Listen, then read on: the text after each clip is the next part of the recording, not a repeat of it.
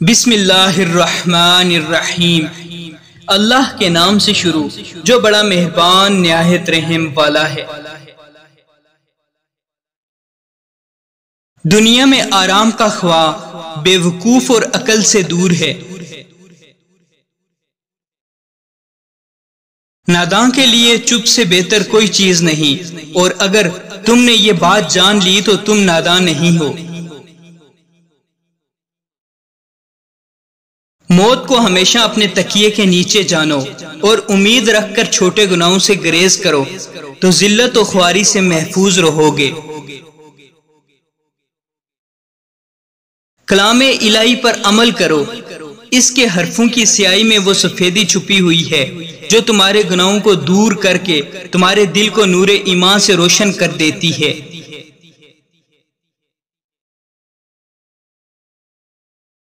جس کام کے انجام دہی تمہارے لیے دشوار ہو اور تم اس پر قادر نہ ہو تو اس کی ذمہ داری اپنے سر نہ لو۔ جب دشمن کی ساری تدبیریں ناکارہ ہو جائیں تو وہ دوستی کا ہاتھ بڑھاتا ہے، پس اس وقت دوستی سے وہ کام لو جو دشمن بھی نہیں کر سکتا۔ مغرور و متکبر دولت مند سے وہ مزدور شخص اچھا ہے جو محنت مزدوری کر کے رزق حلال کماتا ہے۔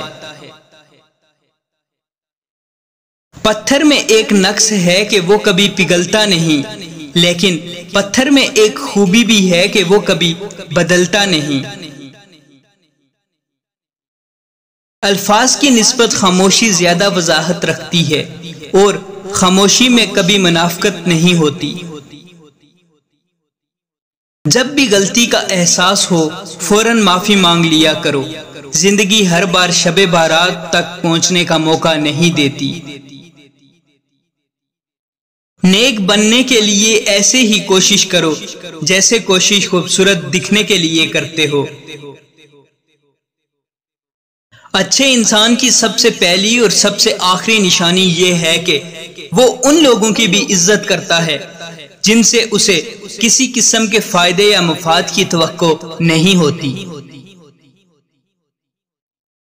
بہترین انسان عمل سے پہچانا جاتا ہے، اچھی باتیں تو برے لوگ بھی کیا کرتے ہیں۔